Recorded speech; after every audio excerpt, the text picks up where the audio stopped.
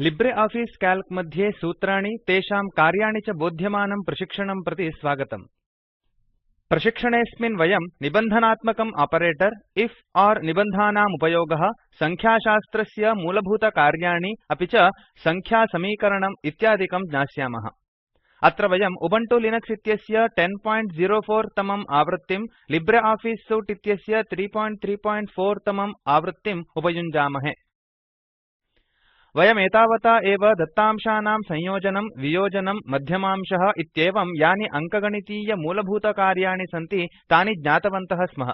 सम्प्रति इतराणि कानिचन कार्याणि अभ्यसामः। तत्र सामान्यतः निबन्धनात्मकम् ऑपरेटर उपयुज्यते। निबन्धनात्मकम् ऑपरेटर दत्तांशानाम् उपरि उपयोक्तुः निबन्धनान् परिशीलयति, अपि च ट्रू अथवा फाल्से इति फलितांशान् प्रकटयति। पर्सनल फाइनान्स trackerओड्स् उद्घाटयामः। अत्र कोस्ट इति शीर्षकस्य अधः केषाञ्चन वस्तूनां मूल्यानां पट्टिका कृता। तत्र निबन्धनात्मकम् ऑपरेटर इत्यस्य अन्वयं कुर्मः। आगतं च फलितांशं चर्चयामः। B10 कोशं नुदन्तु, तत्र कंडीशन रिजल्ट् इति टङ्कयन्तु। अत्र C10 कोशं नुदामः। अस्मिन् कोशे उपरि कृतं निबन्धनम् अन्वितं भवति, अपि च अत्रैव प्रदर्शितं भवति। हाउस रेंट अस्य मौल्यं 6000 रूप्यकाणि, अपि च इलेक्ट्रिसिटी बिल अस्य मूल्यं 800 रूप्यकाणि। हाउस रेंट अस्य मौल्यं इलेक्ट्रिसिटी बिल अस्य मौल्यात् अधिकमस्ति। वयम् एतयोः उपरि नाना निबन्धनानि अन्वितानि कृत्वा फलितांशं प्राप्नुमः। C10 कोशं नुदन्तु। अस्मिन् कोशे समचिह्नं C3 ग्रेटर थान् C4 इति निबन्धनं टाइप कृत्वा Enter इति कीलकं नुदन्तु। C3 कोशे विद्यमानं मौल्यं C4 कोशे विद्यमानात् मौल्यात् अधिकमस्ति, अतः ट्रू इति फलितांशः प्रकटितः भवति।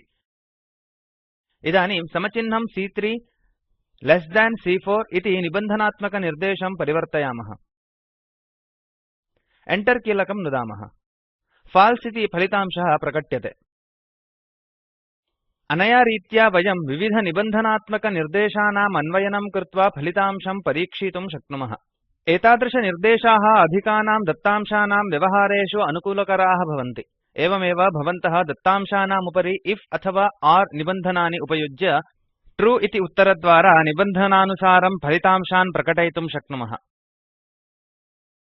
C10 कोशं नुदामः। तत्र समचिह्नं इफ इति, बन्धकस्य अन्तः C3 ग्रेटर थान् C4 इति, अर्धविरामः, पुनः डबल कोट अन्तः पॉजिटिव इति, अर्धविरामः, पुनरपि डबल कोट अन्तः नेगेटिव इति च टङ्कयन्तु। C3 कोशे विद्यमानं मौल्यं C4 कोशे विद्यमानात् मौल्यात् यदि अधिकमस्ति तर्हि पॉजिटिव इति, नो चेत् नेगेटिव इति च प्रदर्शितमस्ति। Enter कीलकं नुदामः। 6000 रूप्यकाणि 800 रूप्यकाणामपेक्षया अधिकम् इति कारणात् पॉजिटिव फलितांशः आयाति। इदानीं निबन्धनात्मकनिर्देशं ग्रेटर थान् तः लेस थान् इति परिवर्तयामः। Enter कीलकं नुदामः।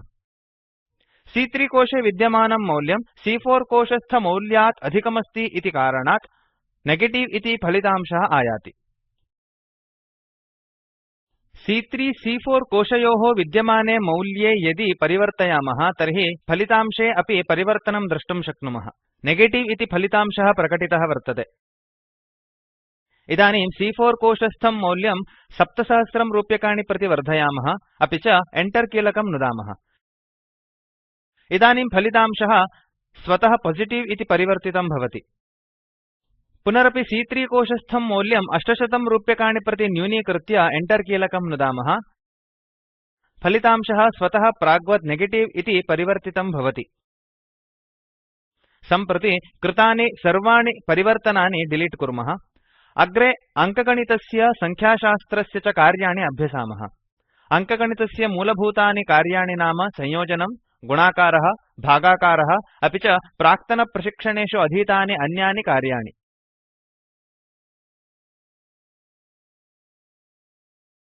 इदानीं सम्, प्रोडक्ट तथा कोटिएंट इत्येतेषां कार्याणि परिशीलयितुं किञ्चित् अभ्यासं कुर्मः।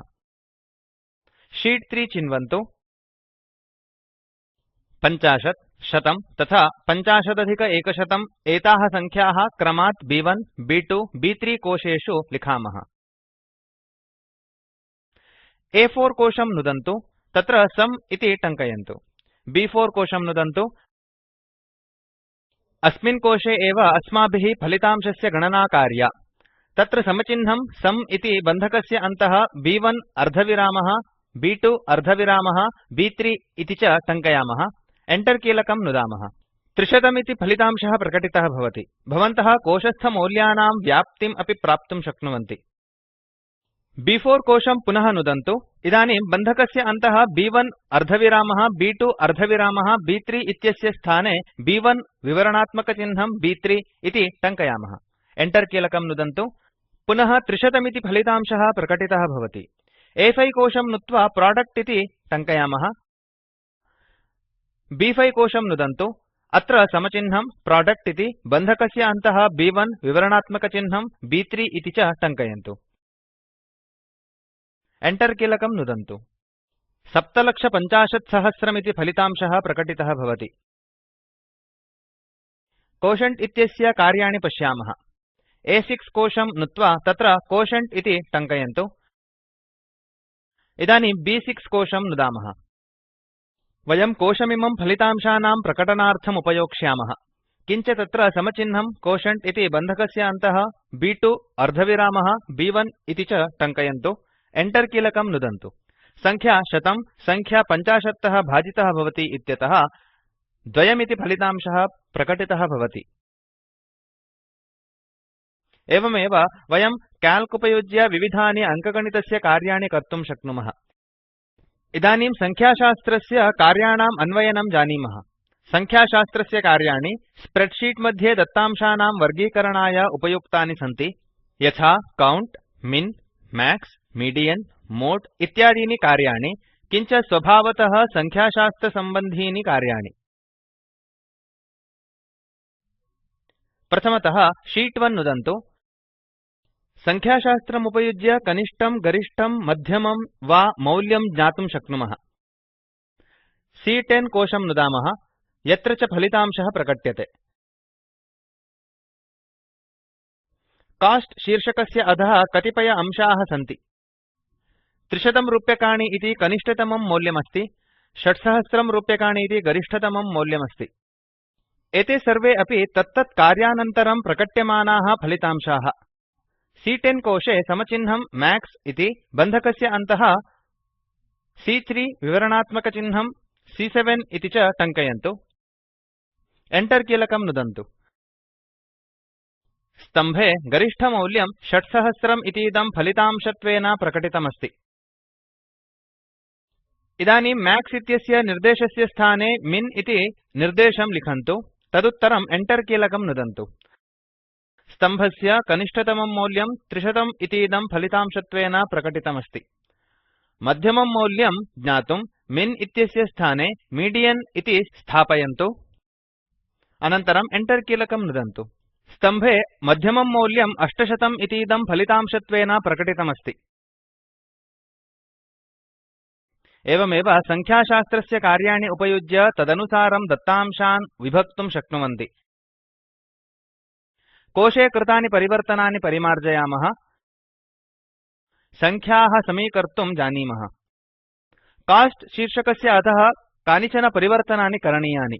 वयं 6000 इतीमां सङ्ख्यां 6000.34 इति, 600 इतीमां 600.4 इति, 300 इतीमां 300.3 इति सङ्ख्यां प्रति च परिवर्तयामः। इदानीं B11 कोशं नुत्वा राउण्डिंग ऑफ इति शीर्षकं टङ्कयामः। C11 कोशं नुदन्तु, यत्र च वयं कोस्ट शीर्षकस्य अधोभागस्थमौल्यानां सङ्कलितं मौल्यं ज्ञास्यामः। C11 कोशे समचिह्नं सुं इति बन्धकस्य अन्तः C3 विवरणात्मकचिह्नं C7 इति च टङ्कयन्तु। सम्प्रति Enter कीलकं नुदन्तु। 1,790,004 इतीदं सङ्कलितं मौल्यमिति जानन्तु। अस्माकं फलितांशे दशमांशस्थानं मास्तु इति चिन्तयामः। अस्य कृते सरलः उपायः नाम फलितांशं प्रति यः निकटतमः पूर्णाङ्कः भवति तेन सह समीकरणम्। 1,790,004 इति सङ्कलितमौल्यसहितं कोशं नुदन्तु। तत्र समचिह्नं राउण्ड इति बन्धकम् उद्घाट्य सुं इति पुनः बन्धकस्य अन्तः C3 विवरणात्मकचिह्नं C7 इति च टङ्कयन्तु। बन्धकं पिधाय Enter कीलकं नुदन्तु। इदानीं फलितांशः 1,790,004 इति दशमांशयुक्तसङ्ख्यायाः निकटस्थं 1,790,000 इति पूर्णाङ्कं प्रति परिवर्तितमस्ति। दशमांशसहितसङ्ख्याः उपरिष्टम् अधस्थं वा पूर्णाङ्कं प्रति समीकर्तुं शक्यन्ते। फलितांशसहितं कोशं नुत्वा तत्रत्यं राउण्ड इतीमं निर्देशं राउण्ड अप इति परिवर्तयन्तु। इदानीं Enter कीलकं नुदन्तु। 2,790,000 इति फलितांशः प्रकटितः भवति। अयम् उपरितनः पूर्णाङ्कः। अधस्थपूर्णाङ्केन सह समीकर्तुं राउण्ड अप तः राउण्ड डाउन इति निर्देशं परिवर्तयन्तु। किञ्च Enter कीलकं नुदन्तु। इदानीं 1,790,000 इति अधस्थः पूर्णाङ्कः फलितांशत्वेन प्रकटितः भवति। पर्सनल फाइनान्स trackerओड्स् इत्यस्य मूलस्वरूपं प्राप्तुं उन्दो कुर्मः। अत्र लिब्रियोफिस काल्क इत्यस्य प्रशिक्षणं समाप्यते। वयमत्र अधोनिर्दिष्टान् विषयान् अधीतवन्तः। निबन्धनात्मकम् ऑपरेटर, इफ तथा ओर् निर्देशौ, संख्याशास्त्रस्य मूलभूतकार्याणि, संख्यानां समीकरणम्।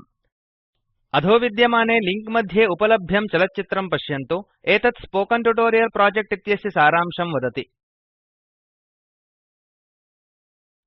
यदि भवतां समीपे उत्तमं बैण्डविड्थ नास्ति तर्हि एतदवचित्य पश्यन्तु। स्पोकेन ट्यूटोरियल् टीम पाठमिममुपयुज्य कार्यशालां चालयति। ये ऑनलाइन परीक्षायाम् उत्तीर्णतां यान्ति तेभ्यः प्रमाणपत्रमपि ददाति। अधिकविवरणार्थं contact@spoken-tutorial.org इति अणुसङ्केते सम्पृच्यताम्। Spoken Tutorial project talk to a teacher इति परियोजनायाः भागः अस्ति। इमं प्रकल्पं राष्ट्रिय साक्षरता मिशन इति संस्था ICT MHRD भारतसर्वकारः इत्यस्य माध्यमेन समर्थितवती अस्ति। अधिकविवरणार्थं spoken-tutorial.org/nmeict-intro इत्यत्र पश्यन्तु। अस्य पाठस्य अनुवादकः प्रज्वलः, अपि च प्रवाचकः IIT बाम्बे तः वासुदेवः। धन्यवादः।